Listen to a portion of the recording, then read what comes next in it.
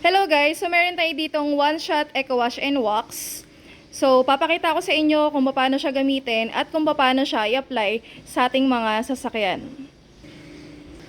And syempre guys, anong kailangan natin bago gamitin ang One Shot Eco Wash and Wax? Syempre kailangan natin ng microfiber cloth. Ayan, huwag tayong gagamit ng ibang basahan guys. Ito lang gagamitin natin para maging maganda yung result or magiging outcome ng gagawin natin. So itatry na natin kung paano gamitin ang One Shot Eco Wash and Wax.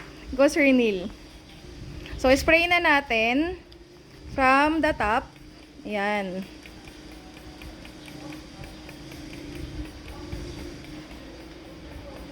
Huwag kayong mahiya mag-spray guys. Go lang, spray lang.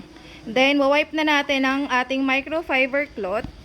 Ayan. So, nakikita nyo na guys yung difference from kanina na sobrang dumi niya. And nakikita nyo yung dito sa may pinaka-bottom niya. And dito napunasan na. Ayan. Diba ang galing? Ganun siya kasimple guys. Para saan ang One Shot Eco Wash and Wax? Guys, itong One Shot Eco Wash and Wax is nakakatanggal ng mga watermark or dust mark. Kung napapansin nyo, dito sa may bandang bottom natin is puro mga dust mark yung mga yan. Mga alikabok na namuo, yan. So, ang sagot dyan ay One Shot Eco Wash and Wax. So, ito na yung mga part na napunasan na sasakyan.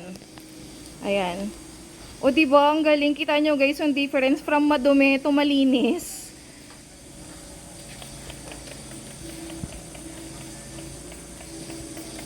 Ayan. Super kintab na niya. So, ano pang hinihintay nyo guys? Mag-avail na kayo ng aming One Shot Eco Wash and Wax. So, guys, ito na yung ating final na gawa from product na One Shot Eco Wash and Wax. So, kung nakikita nyo sa may bottom dito, yung pagkakaiba ng gawa na at saka sa hindi pa. So, ano pang hinihintay nyo guys? Avail na aming One Shot Eco Wash and Wax.